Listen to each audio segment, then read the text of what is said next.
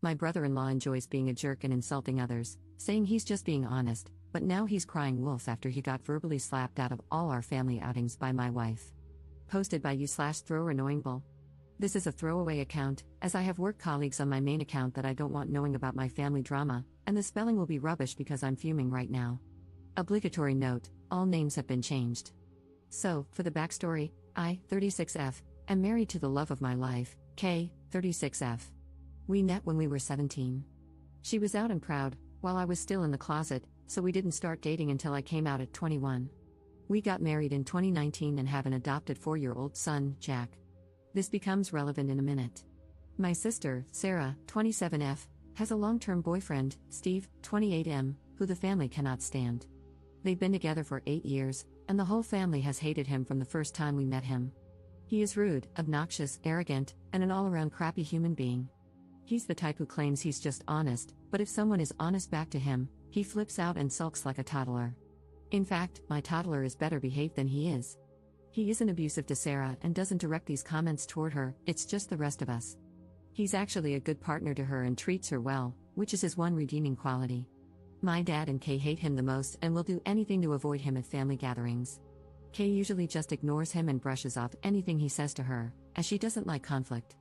However, there have been a few occasions when she's said something back, but it's usually in a joking manner, which amuses my dad to no end. My mom is a peacemaker and will do anything to avoid drama, so she just changes the topic whenever he starts. But she and my grandparents all hate him just as much as the rest of us. Sarah is the only one who obviously doesn't hate him.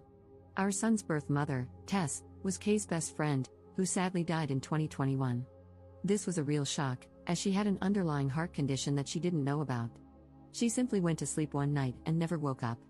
Jack had been left alone in his cot all day, screaming for his mum, before Kay got worried that Tess wasn't answering her texts, and went to their house to check on her. She found Jack in his cot and Tess in her bed. We adopted Jack because no one in Tess's family was in a position to take him in. We raise him as our own, but he knows who Tess is. Obviously, this is a very sensitive topic for Kay, as it was so traumatic for her and Jack. Now, onto what happened last weekend.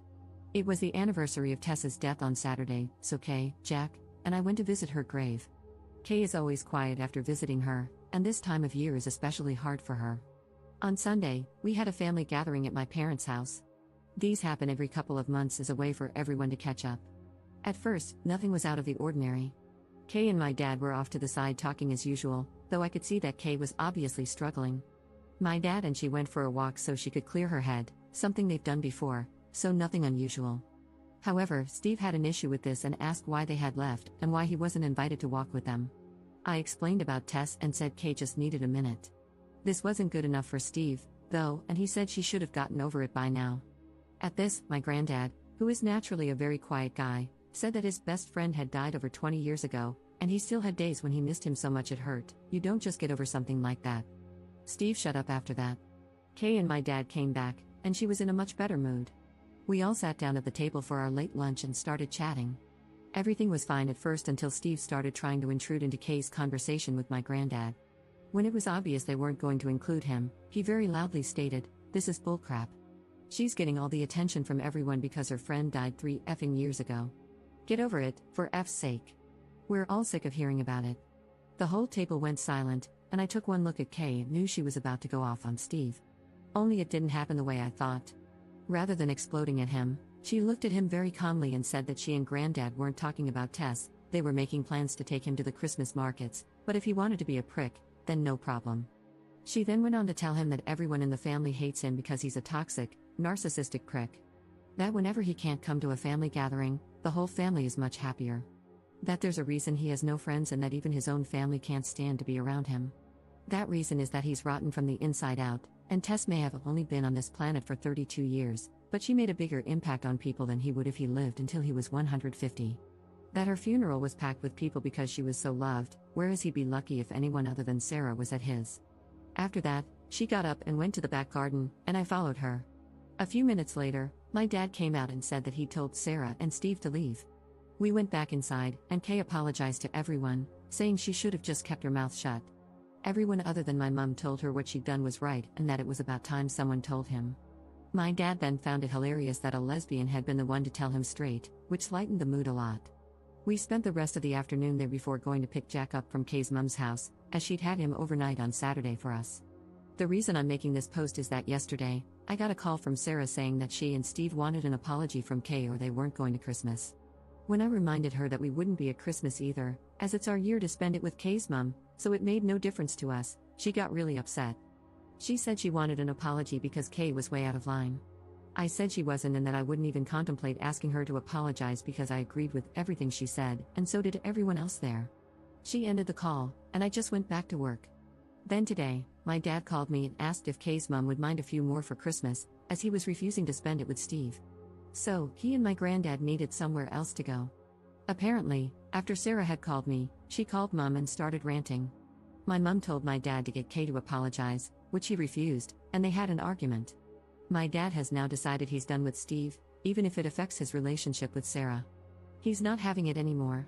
My mum wants Sarah there, but Sarah won't come without Steve, so my dad is going somewhere else, and my granddad agreed with him.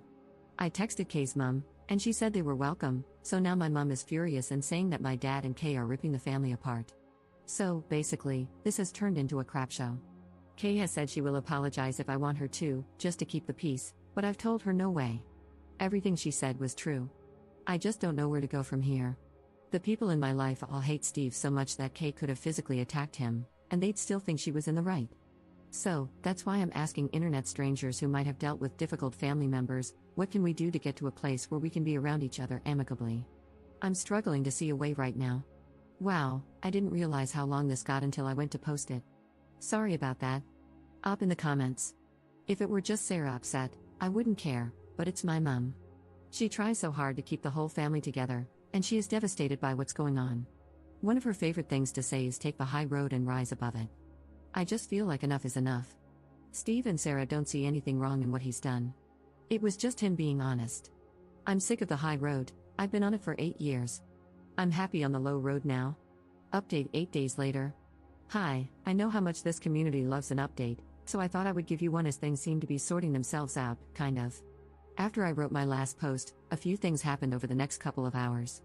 The first thing was that I spoke to my grandparents on my mum's side. They were there when this all happened, but they're like my mum and just constantly try to keep the peace, that's where she gets it from.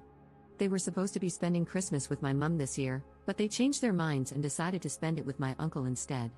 They have made the decision to not be around Steve either, as he causes too much drama. They asked if they could come and see us and Jack on the 23rd before they head off to my uncle's, which I happily agreed to. This really surprised me and outright shocked my mum because, as I said, they are the biggest take the high road type of people I've ever met, but even they'd had enough. The next thing that happened was my dad called to let me know that Steve and Sarah had now decided they want Kay to make a public apology in front of the whole family and admit she was lying, and that the family loves Steve. He was laughing as he told me this and called them delusional, so any small chance of a superficial apology went out the window. The third thing that happened was Jack getting home from after-school club with a recorder that I am sorely tempted to shove up the teacher's backside. So, all in all, it wasn't a great day. Through talking to people on here, I also realized that Steve has been trying to push Kay and me out of the family. He's been organizing trips that he knows we wouldn't be able to go on. We wouldn't have gone anyway, as a weekend away with him sounds worse than a paper cut to the eyeball. He's also constantly trying to get my dad away from Kay whenever we're all together. I think this is because he's jealous of Kay and Dad's relationship, as they're very close and go on trips to classic car shows several times a year together, usually with my granddad as well. Anyway, things went quiet for a few days until the weekend. Our town has a big Christmas fair that runs from November through December, and we always go to it with Mum, Dad, Granddad, and Kay's mum. We decided to cheer my mum up a bit by going on Sunday and then going out for dinner after. My mum was told that if Sarah or Steve showed up, we would all leave, and she promised they wouldn't be there. Things were a bit awkward at first but settled after a while. At one point, Jack got my mum and Dad to take him on the giant snow slide. As my mum walked back over to us, she had tears in her eyes. I pulled her to one side to see what was going on, and she said that while waiting in line, Jack had said he was happy Uncle Steve wasn't here.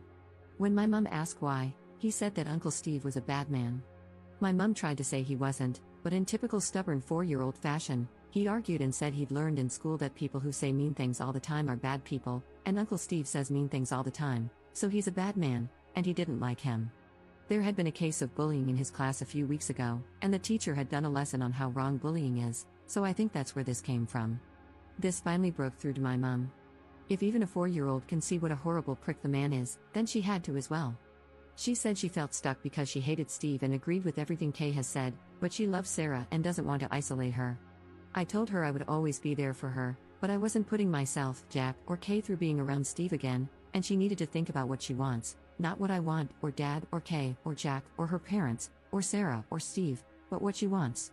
She went quiet and then said that Kay's mom had told her she was welcome at hers for Christmas if she wanted to and that she could decide on Christmas Day if she wanted. Kay's mom would save her a plate.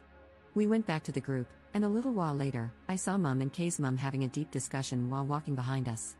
Neither will say what they talked about, but Mom seemed a bit happier after their talk. They have also been talking since, as yesterday my mom told me that she will be coming to Kay's mom's for Christmas, and they've been talking about going shopping together next week. When Mom told Sarah after calling me, Sarah predictably lost her mind and said Mom was choosing us over her. My mom told her she was choosing to have a good Christmas rather than being belittled and made miserable, all for the sake of Steve and his so-called honesty. Sarah then called me and asked if I was happy that I'd won. She then did the unforgivable and used a few homophobic slurs toward me and Kay and called Jack the product of a WH-re. I ended the call, blocked her everywhere, and then let my family know what had happened and that I never wanted to speak to her again. They're all as appalled as I am, and Mike Annie, Mom's mom, called Sarah and apparently told her she was dead to her, as she won't have a bigot in the family. Sarah has been trying to reach out to apologize because she knows she has stepped over the unforgivable line, but I've just kept blocking the fake accounts she's been making on Instagram. Steve tried reaching out to my dad after this, and when he eventually answered, Steve tried to say that Sarah was just angry and didn't mean it. According to Mom, Dad ended up giving him a verbal lashing and told him he was the worst thing that had ever happened to Sarah and our family.